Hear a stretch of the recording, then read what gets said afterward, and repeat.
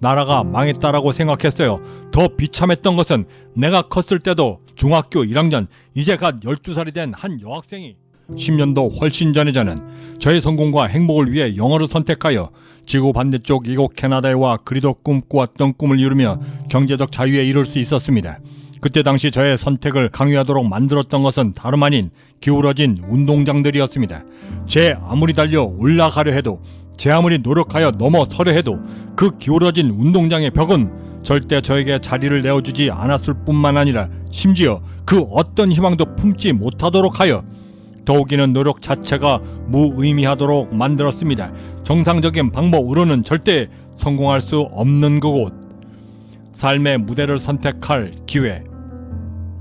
그리고 어느덧 10년도 훨씬 더 지난 지금 바깥 세상에서 바라보고 있는 저의 조국 대한민국의 모습은 안타까움을 넘어 치밀어 오르는 화로 주체가 되질 않았습니다.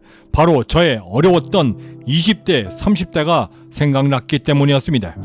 나라가 망했다라고 생각했어요. 더 비참했던 것은 내가 컸을 때도 지금과 똑같이 이 지경이면 어떻게 할까라고 생각까지 들었다는 거예요. 딥페이크 성범죄를 다룬 한 시사 프로그램에서 중학교 1학년 이제 갓 12살이 된 한 여학생이 방송에서 한 말이었습니다. 그러면서 그 옆에서 듣고 있던 한 학생은 여기에 한마디를 더 덧붙여 이렇게 이야기했습니다. 저는 절대 이 나라를 믿지 않아요. 이제 갓 12살밖에 안 된 어린아이 눈에 비친 저의 조국 대한민국의 모습이었습니다. 매우 비슷한 나라, 대한 배드민턴 협회라고 하는 아주 가까운 이웃나라가 있습니다. 그리고 그곳엔 오직 성공과 꿈만을 위해 자신의 몸조차 사리지 않는 안세영이라고 하는 국민이 있었습니다.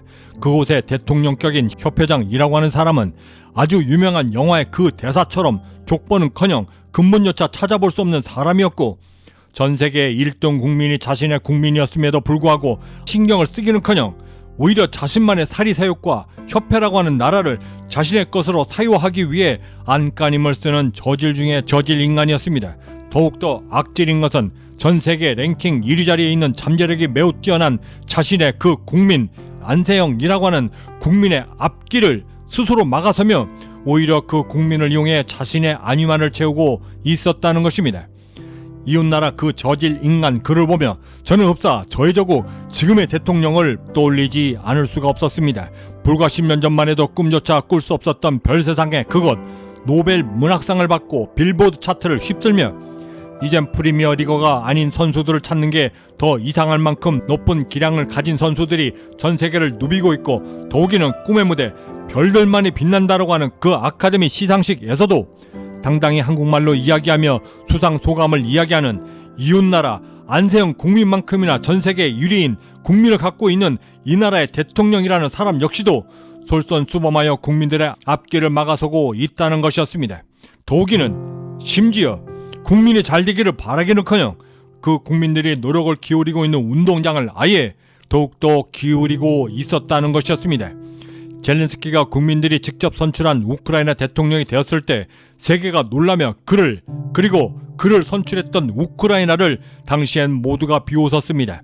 이유는 오직 하나, 그가 코미디언 출신이라는 것이었습니다. 하지만 2022년 2월 24일 러시아가 우크라이나를 침공했을 때 세계는 그 웃음을 모두가 멈췄고 웃음과 조롱 대신 존중과 놀라움으로 그 젤렌스키 대통령을 지켜봤습니다. 이유는 불과 몇 달 전인 2021년 8월 15일 미군이 아프가니스탄을 철수했을 때 가장 먼저 나라를 버렸던 사람이 바로 당시 대통령이었던 아슈라프 가니였기 때문이었습니다. 전 세계가 그 가니 대통령처럼 코미디언 출신이었던 젤렌스키 역시도 제일 먼저 나라를 버릴 것이다 라고 믿고 있었지만, 오히려 그는 국민과 함께 싸우겠다라고 하며 전쟁을 누볐고, 심지어는 자신의 가족 모두를 피신시켜 주겠다라고 했던 미국의 약속이 있었음에도 자신의 가족들 역시도 함께 남아 국민을 지킬 것이다라고 말하며 대통령 가족으로서의 의무와 책임을 선택했던 것입니다. 세계 제3차 대전이 임박했다라고 말하며 북한의 움직임을 예의주시하고 있는 이때 자신은 한강 대교를 이미 넘어 피신하면서도 국민을 안심시켰고, 그러면서 국민의 다리를 끊어냈던 이승만, 전두환, 박정희, 이명박, 박근혜, 그의 계보를 잇는 지금의 대통령이 과연 전쟁이 났을 때 젤렌스키처럼 할 것인가? 라고 하는 질문에 저도 모르게 허탈한 웃음을 짓게 됩니다.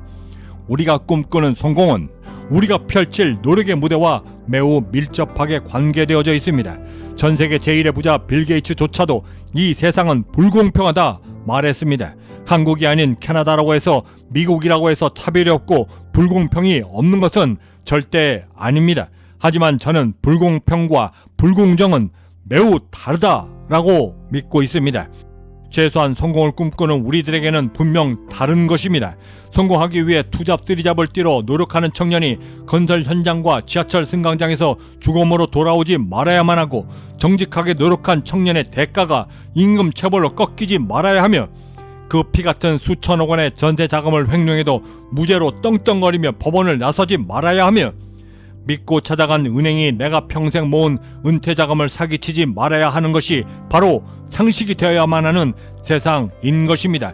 그래야 최소한 노력을 하면 대가를 받을 수 있기 때문인 것입니다. 성공 민족이 되자. 전 세계가 전쟁으로 몸살을 앓고 있는 지금, 세계 최강의 나라 미국의 말조차도 듣지 않는 지금의 이스라엘을 보며 정말 많은 생각을 하게 됩니다. 그 오랜 핍박 속에서도 스스로의 힘을 키워 경제 대국 미국을, 그리고 미국 대통령을 뒤에서 움직이고 있는 유대인들이 그 모두를 움직이고 있기에 이스라엘 총리가 그토록 강하게 나올 수 있다라고 하는 것이 지배적인 생각입니다. 저는 어렸을 적 유대인들이 마치 천상계의 인류인 양 칭송받는 여러 책들과 문장들을 많이 봐왔습니다. 전 세계 인구의 단 0.2%이면서도 그 중에 절반 이상이 나라 밖에 살며 노벨상 수상자의 20%의 미국의 월가까지도 지배하는 민족. 그랬던 유대인을 저는 태어나 처음으로 이곳 캐나다에서 저의 매장 1호점을 계약하며 건물주로 처음 만나게 되었습니다. 그리고 그렇게 10년이 넘는 기간 동안 돈을 쫓는 그곳마다 유대인들이 있었고, 그들을 직접 만나고 경험하며 그들의 능력이 제 안에 흐르고 있는 대한민국 민의 피보다도 훨씬 더 월등하지 않다라고 하는 것을 직접 경험하며 알게 되었습니다. 그러면서 한 가지 아주 강력한 믿음 하나가 생기게 되었습니다. 이젠 우리가 그 유대인들을 뛰어넘어 좁은 기울어진 운동장 대신 세상 밖으로 나와 유대인만큼이나, 아니 유대인들보다도 훨씬 더 월등한 모습으로 세계 초 인류가 되어야 한다는 것이었습니다. 옛말에 윗물이 맑아야 아랫물도 맑다라 했습니다. 한 나라의 대통령이 솔선수범하여 저러니 그 밑에 있는 사람들조차 그렇게 해도 되는 줄 알고 당연히 행동하며, 심지어 한 나라의 일본 대사라고 하는 사람까지도 일본 땅에 가서 독이 국감장 내에서조차도 강제징용, 심지어 한일이라고 한일이 아닌 이란이라고까지 말하는 세상을 이제는 뛰어나와 새로운 희망을 품어 꿈을 꾸어야 하는 것입니다.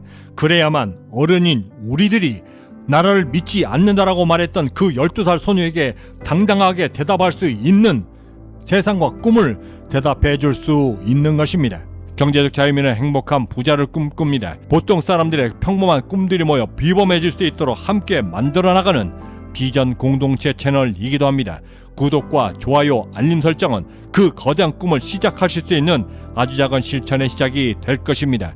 여러분들의 성공적 하루를 진심으로 응원합니다. 저는 여기서 이만 먼저 인사드려야 할 것 같습니다. 그 어디에 계시든 성공의 한 걸음 더 다가서시는 하루가 되시길 진심으로 바라고, 저는 내일 아침에도 따뜻한 커피 한 잔과 성공 영감을 들고 다시 찾아뵙겠습니다. 지금까지 경제적 자유민이었습니다. 감사합니다.